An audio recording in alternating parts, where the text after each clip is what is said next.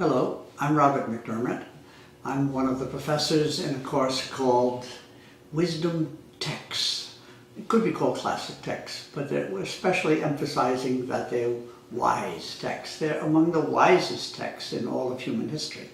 They are the texts at the foundation of the West, Hebraic texts, Greek texts, and then Christian texts. And then we go to India and we have Indian texts or Hindu texts and Buddhist texts. And then we go to China and we have texts that are Confucian and Taoist. So it's a very rich array of deep, profound, influential, and kind of lovable texts. They're the kind of texts that you read again and again in the course of your life. So the book that we're using for the launch of this class, taught by my friend Devashish Banerjee and my new friend Jun Wang, to get us started, is a book by Karl Jaspers. And here I'm holding it for you to see. I hope it helps. Socrates, Buddha, Confucius, and Jesus. And it's a great opportunity to begin a course with Socrates, because everybody, of course, has a few predecessors, a few sources. Nobody starts absolutely from nothing. But Socrates is really a dramatic new beginning. Of course, there were pre-Socratics, brilliant cosmologists, and a whole array of them, and they're very famous and they're very important. But Socrates emerges as a personality and also significantly as a martyr, and a martyr for philosophy. It's a very exciting story and a great impact on philosophy and on the West forever after. So we're beginning this course with a beginner, somebody who is starting something new. And at his time, Socrates, arguing and inquiring and talking to people looking for wisdom, there were well-known teachers, but really arguers, called sophists. Now, they should have been wise, because Sophia it means wise, but they actually were individuals who were paid to make the less good argument appear strong. So it was a kind of a distortion of Sophia, or Sophia, namely loving Philo of Sophia, love of wisdom. But Socrates really was a lover of wisdom, a lover of knowledge, and trying to find out what was true, what was good, and how do we live, and is there an afterlife, and how would we know if we knew what was true, etc. So the sophists didn't really believe in the truth, or that it's even possible or desirable to get to the truth. So people in Athens who knew about Socrates, and many people did, because he spent his whole life on the Acropolis holding forth with questions. So they all knew him and they took him to be a sophist. But in fact, unlike the sophists, Socrates believed it was possible and necessary to get as close as possible to what's true, to get wisdom. All right. He was then brought to trial because he was accused by his enemies of teaching that young people should not honor the gods, the gods of the Greek civilization, Greek culture. But actually, Socrates did believe in the gods. He even said that his whole career as a gadfly for knowledge was given to him by the Delphic oracle, an oracle who gives secrets and tells what's happening and what should happen.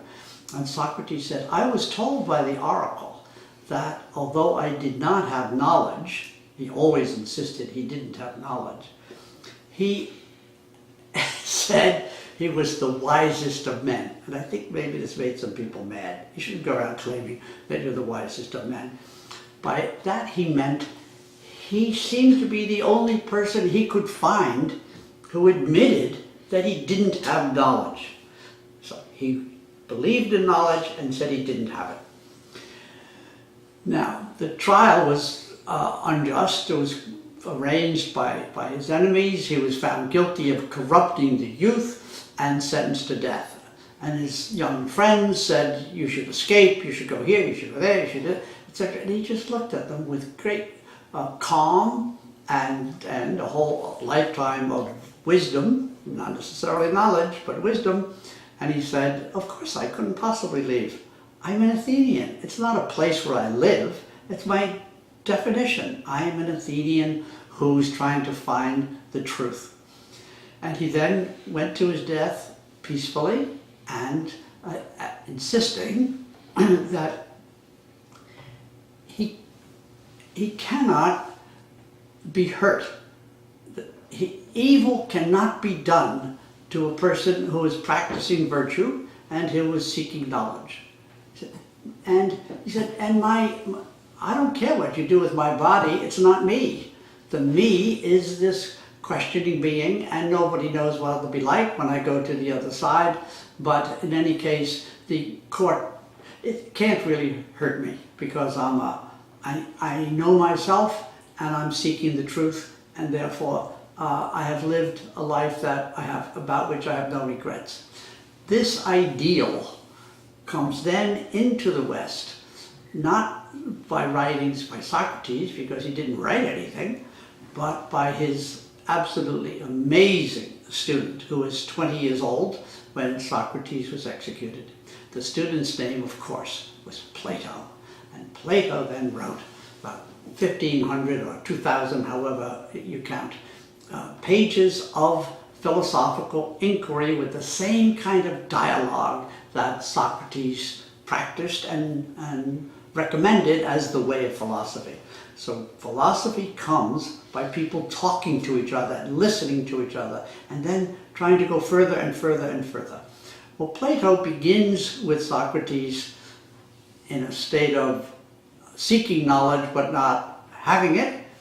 But then as he goes along and he inquires and writes and inquires and writes, he begins to think that maybe there are a few ideas that he probably knows to be true. And he certainly knows the right method, and he may even know a few things about the state and what would make a just state and what happens and how does knowledge work and how do you test it, etc., etc. And then Plato has this amazing student, Aristotle. So in 3 generations we get these 3 amazing figures that among probably surely 3 of the most influential people in the whole history of the West. The other amazingly influential figure, of course, is Jesus, who is also part of this course and also in Jasper's book. So I'd like to say a little bit about Jaspers himself and his chapter on Socrates. He's very excited about Socrates, as you can tell when you read the chapter, because he sees Socrates serving the cause of knowledge without revelation, without any kind of privileging, which saying, well, you have to believe this or else. Jaspers is not happy with this. He wants Socrates to be our model because Socrates doesn't make any sort of exclusive claims. He doesn't say, well, if you have this experience, or if you have that, or if you believe this or that, or if you read this holy book, etc. No, he starts from the beginning. So Jaspers himself, being a mid-20th century philosopher, German philosopher, lived through the Second World War, was an exponent of a philosophy called existentialism. And existentialism is a philosophy that focuses on, shall we say, extreme moments of self-definition. It's like if we say we're having an existential crisis, it means that my very identity is at issue. And so Jasper says again and again, if you want to do philosophy, you have to make a relationship to not just to the person of Socrates, but something deep, some source of Socrates' wisdom, or something. You have to contact sort of the mystery of Socrates as an irreducible, questioning person. And Jaspers, as an existentialist, is emphasizing that it's not knowledge that is so valuable, it's the process of self-discovery, of being open to experience, sometimes hard experience. That's really what is valuable and the source of truth and wisdom. Now, Jaspers is the author of 4 enormous volumes called The Great Philosophers. And the philosophers from around the world, so it's sort of wonderful that he writes about philosophers from the West, from India, from Buddhists, from Chinese, ancient and contemporary. So he's a great learned philosopher. And he is the one who gave this term, the axial age, A-X-I-A-L, age. It's just like the axes of a car, anything that would move. He says the civilizations since the centuries from the 8th to the 2nd century civilizations have been running along these axes.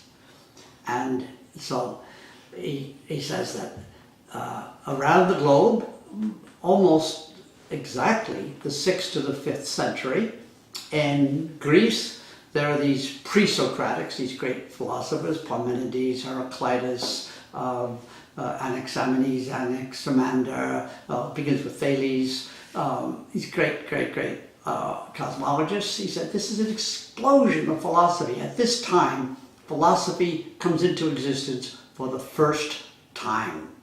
And then he says at the same time in the Jewish tradition, it comes later than the stories in Genesis or Exodus, but it's rather at the time of the prophets, Isaiah and Jeremiah, who bring the Jewish the experience of God and the sacred into an individual life, and also with dealing with doubting and sort of a redefinition of the human and the redefinition of the relationship of the human and the divine. And in the Middle East, there's Zoroaster and the discovery of the great battle of dark and light, and how the whole of existence can be understood in terms of this great struggle. In India, of course, there's Buddha, there's Mahavira, there's the beginning of the end of the Upanishads and the beginning of what becomes the Bhagavad Gita, the revelation of the God Krishna. And then when we go to China, almost exactly 6th to 5th century, we have these two amazing figures, Confucius and the author of the Analects, and the Lao Tzu, which is a book by someone, or two people perhaps, called, the book is called the Tao Te Ching, and the figure is Lao Tzu. And that's a great complementarity, as we'll see, between one kind of order, which is social, moral, political, educational, familial, and the other order, which is somewhat interior, aesthetic, rhythmic, etc. So Socrates sort of comes at the end of this great 6th, 5th century time, and he then dies without writing, and Plato takes up the task of telling the world, particularly Athenians, who he was interested in, about the martyr for philosophy. And so it's a figure who, like the others, like Jesus, like Confucius may have written the Analects, but more likely his students did. He probably spoke what became the Analects. So really the one who wrote was Plato, because Aristotle, what we have of Aristotle is also from his students. Jesus didn't write, and there's a great story about Lao Tzu, who may have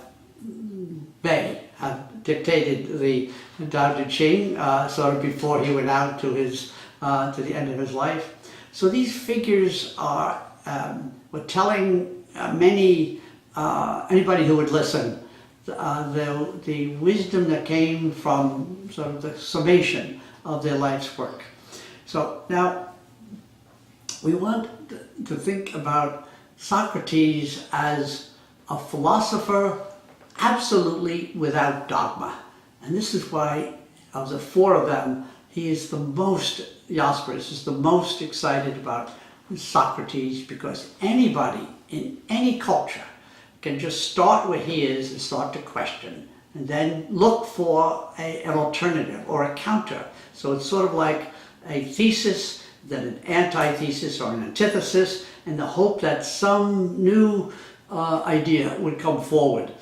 Plato then takes this up and writes all of his dialogues in this back and forth, back and forth. Well, you say, I say, what do you say, it goes like that. And we picture Socrates doing this all through the night on the Acropolis in Athens. And then it says, Plato says, that after the sun comes up, Socrates, who has discussed ideas about truth, beauty, justice, afterlife, knowledge, wisdom, human nature, etc. And then he just makes a little sacrifice to a god and goes off and just has the rest of his day. It's a great, endearing, inspiring picture of the search for truth without revelation, without dogma, without privilege, that anybody can start. So it's a wonderful start for a course in which we'll be looking at a wide variety of claims for what's true, some of them very emphatic, and Socrates is never emphatic, except that people who make some emphatic claim are the ones that he thinks are probably a little presumptuous, a little impatient, a little too something or other. And Socrates is great, I wouldn't say trickster exactly, but who can just poke a little hole enough to make the other person a little frustrated, a little defensive, and usually storm off. All right, but we're not going to storm off. We're going to stay right there with Socrates and inquire in each of these great traditions and great texts. So, welcome.